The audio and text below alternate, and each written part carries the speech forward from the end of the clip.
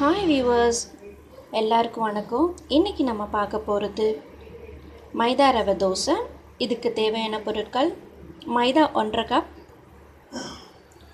ரவை 1 கப், கருவேப்பிலை மல்லி வாஷ் பண்ணி கட் பண்ணி வச்சுருக்கேன், பெரிய வெங்காயம் கட் பண்ணது 1 கப்,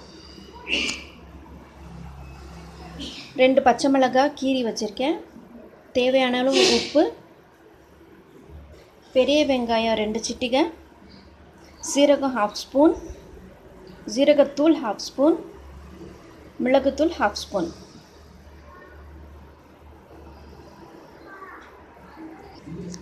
ஒரு பவுலில் மைதா எடுத்துக்கோங்க,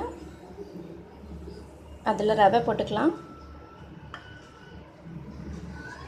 கருவேப்பிலை மல்லி, கீறி வச்ச பச்சை மிளகாய், ஜீரகத்தூள், மிளகுத்தூள், ஜீரகம், பெருங்காயத்தூள், உப்பு. வெங்காயம் மட்டும் நம்ம கடைசி தோசை விடும்போது போட்டு கலந்துக்கலாம். இப்போது இதில் தண்ணி விட்டு கட்டி இல்லாமல் கலக்கணும்.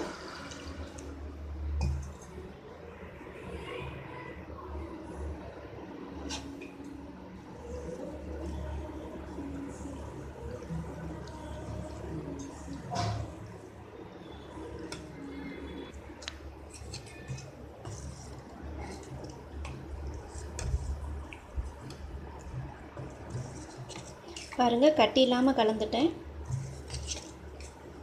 இது இப்போ ஒரு 15 மினிட்ஸ் அப்படியே ஊற வச்சிடலாம். 15 மினிட்ஸ் கழித்து இதில் கட் பண்ண வச்ச வெங்காயம் கலந்து நம்ம தோசை சுட போகிறோம். ஒரு 15 நிமிஷம் ஊறட்டும், அப்போ தான் ரவை எல்லாம் சாஃப்ட் ஆகும். இதில் நான் 400 ml தண்ணி ஊற்றிருக்கேன். பாருங்கள், நான் ஊற வச்சு இப்போ 15 மினிட்ஸ் ஆகிடுச்சு. தண்ணிலாம் மேலே வந்துடுச்சு. இப்போ நம்ம ஒரு தடவை கலந்துக்கலாம்.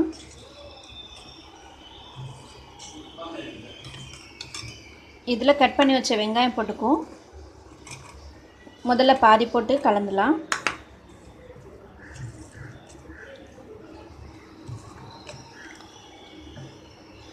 இப்போ தோசை சுடலாம்.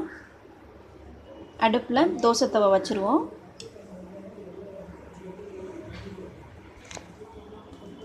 ஆனியன் ஹாஃப் தேய்ச்சிக்கிறேன். அப்போ தான் நமக்கு ஒட்டாமல் அழகாக எடுக்க முடியும்.